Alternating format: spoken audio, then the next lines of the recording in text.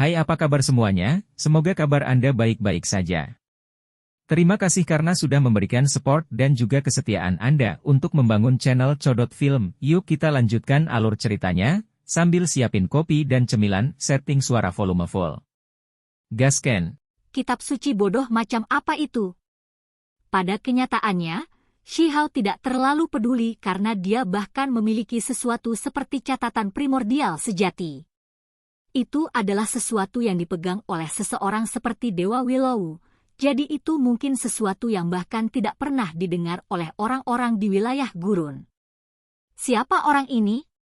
Cara bicaranya agak terlalu arogan. Dari samping, wanita cantik dengan mata besar bergumam. Ada beberapa pria di sekitarnya juga.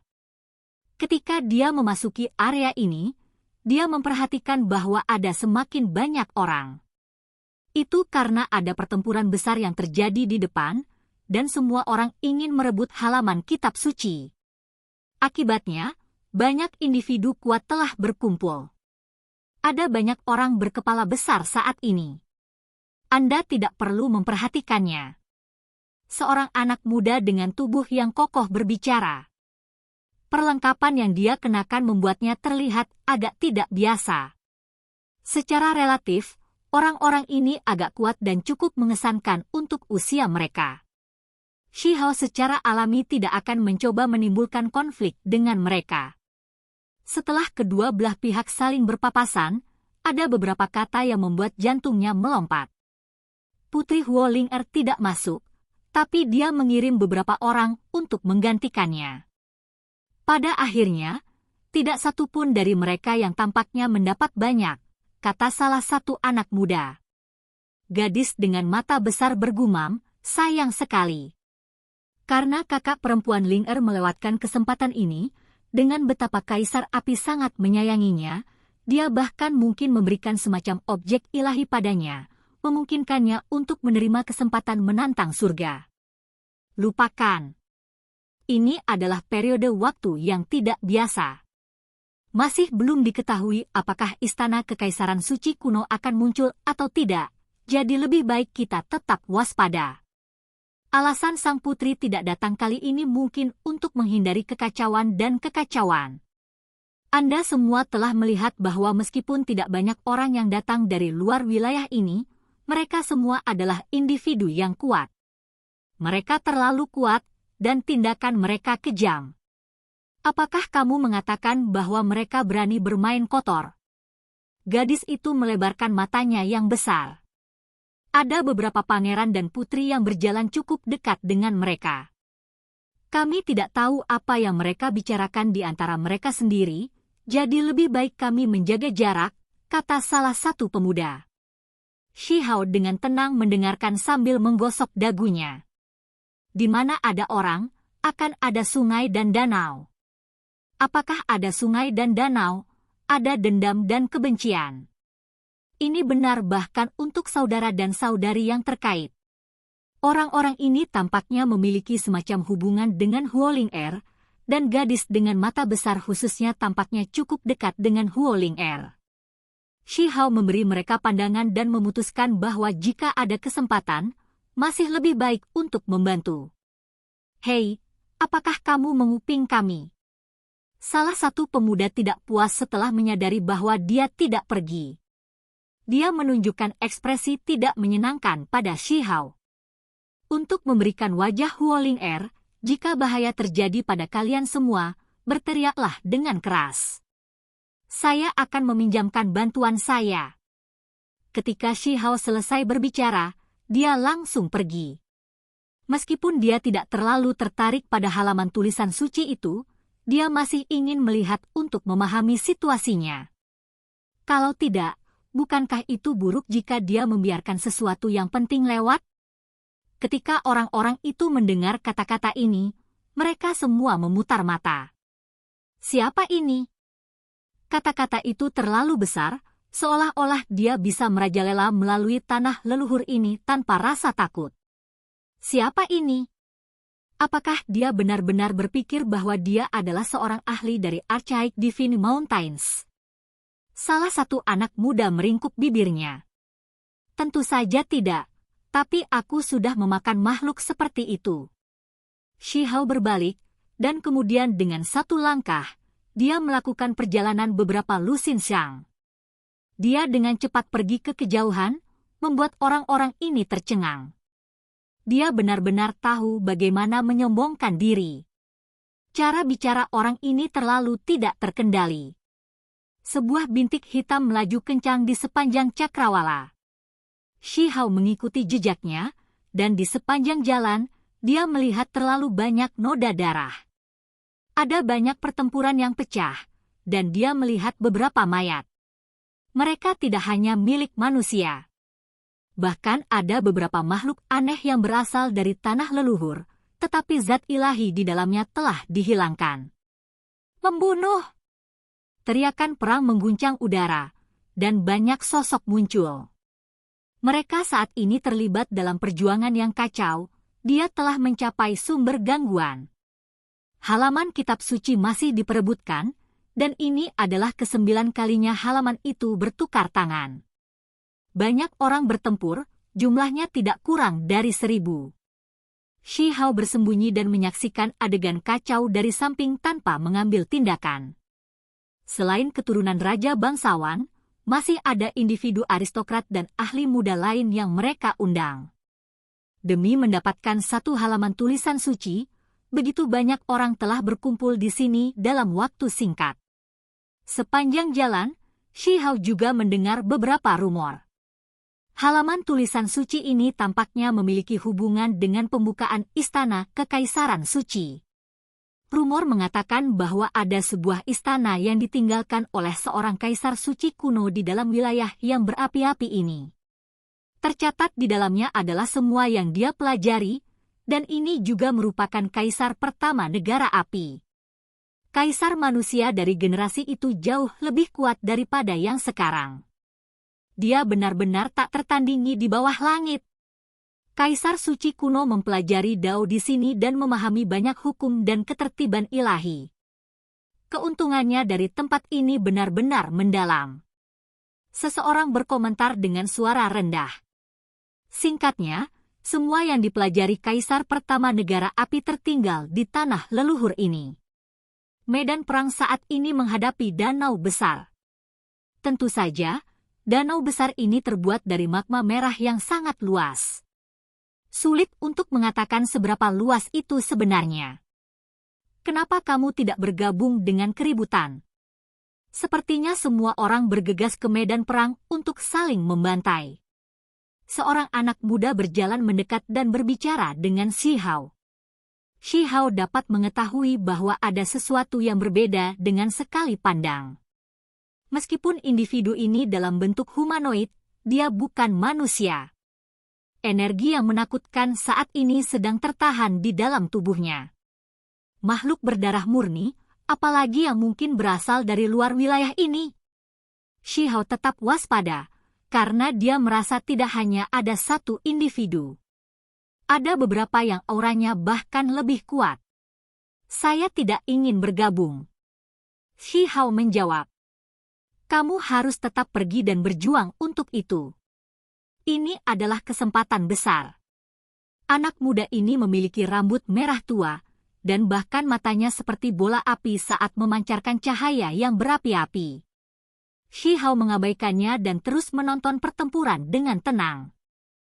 Kamu benar-benar harus pergi. Anak muda itu memberi dorongan. Dia bertindak sangat kuat, dan ada sedikit senyum dingin di sudut bibirnya. Shi Hao melontarkan tatapan tajam dan menghindari telapak tangan. Dia merasa bahwa masalah ini agak aneh. Tiba-tiba, dia merasakan gelombang energi yang menakutkan. Beberapa individu tersembunyi sedang mengaduk kekuatan ilahi mereka untuk mengaktifkan semacam formasi hebat. Mereka mencoba untuk menghidupkan kembali sesuatu di sini. Jangan berkelahi lagi, tempat ini dalam bahaya. Shi Hao berteriak keras. Itu karena dia bisa tahu bahwa ada garis-garis yang mengalir di tanah yang seperti magma. Beberapa individu telah membangun formasi simbol yang menakutkan di sini dan melakukan kebangkitan. kamu sudah hidup terlalu lama. Individu berambut merah mencibir dan dengan ganas mengambil tindakan. Telapak tangannya memuntahkan api dan menunjukkan kekuatan ilahi yang mengejutkan. Shi Hao terkejut. Makhluk berdarah murni ini tampaknya berusia sekitar 17 atau 18 tahun, tapi dia sudah menjadi ahli alam ukiran. Sepertinya kultivasinya lebih tinggi darinya dan sangat kuat. Pada saat yang sama, sebuah formasi besar sedang dihidupkan. Cahaya warna-warni melonjak ke langit, seolah-olah mereka akan menghancurkan semua orang di sini. Hanya dalam sepersekian detik, kekuatan mengerikan mengelilingi area ini. Perlombaan Flamme Python, kalian semua sudah keterlaluan. Kami telah mencapai kesepakatan dengan negara api yang mengizinkan kami untuk masuk. Tapi bagaimana kalian semua bisa menggunakan teknik pembunuhan semacam ini? 6 atau 7 tetua muncul, dan tidak satu pun dari mereka adalah manusia. Salah satunya memiliki tanduk yang tumbuh dari dahinya, yang lain memiliki sepasang sayap, dan bahkan ada satu dengan 4 pupil. Mereka semua sangat kuat. Saya ingin membuka istana kekaisaran suci dan memahami misteri mendalam yang sebenarnya dari tempat ini. Jika itu terjadi, bukankah semua orang di sini akan diuntungkan? Orang-orang yang meletakkan formasi muncul. Kalian semua terlalu tidak terkendali. Menurutmu, Kaisar Api itu orang seperti apa? Dengan kekuatan seperti kita, jika sesuatu benar-benar terjadi, satu telapak tangan darinya akan menyapu bersih kita kecuali beberapa sekte besar datang secara pribadi. Mereka yang mencoba memecah formasi besar berteriak. Ekspresi mereka mendung dan mereka tidak ingin membiarkan orang-orang ras Flamme Python melakukan hal-hal ekstrim seperti itu. Jika kita mendapatkan apa yang kita inginkan, maka kita akan segera pergi. Tidak akan ada bahaya. Salah satu tetua yang mengatur formasi berbicara. Itu tidak mungkin. Cepat hancurkan formasi. Daerah ini meletus dengan aksi, dan jeritan sengsara terdengar. Dalam formasi, 10 orang dihancurkan menjadi pasta berdarah. Mereka berubah menjadi untaian cahaya berdarah sebelum terbang menuju danau magma. Formasi pengorbanan darah. Kalian semua benar-benar tercela. Demi membuka istana kekaisaran suci kuno, kalian semua bahkan berani melakukan hal curang seperti itu. Orang-orang ini hampir mati, jadi kalian semua harus bergabung dengan ras Flamme Python kami, saran orang-orang itu. Setelah membawa formasi pembunuhan seperti ini, jika tidak ada yang tidak terduga terjadi, ribuan orang di sini semuanya akan mati. Bagi negara api, ini adalah jenis kerugian yang tak terbayangkan, dan konsekuensinya akan sangat menakutkan. Itu pasti akan membawa kemarahan kaisar manusia. Saya berharap tempat ini bebas dari bencana dan kekacauan. Sebenarnya ada seseorang yang sedang berdoa.